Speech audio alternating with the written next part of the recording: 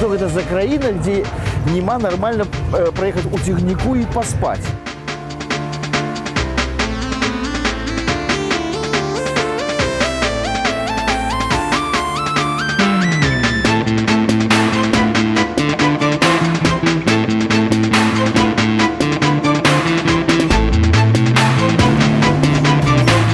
Тут народился первый президент Республики Беларусь. Ну, всякое бывало.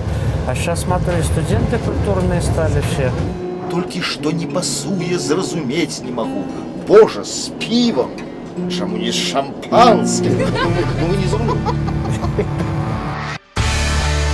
Да, я его взяла, шмотанула и откинула в его купе.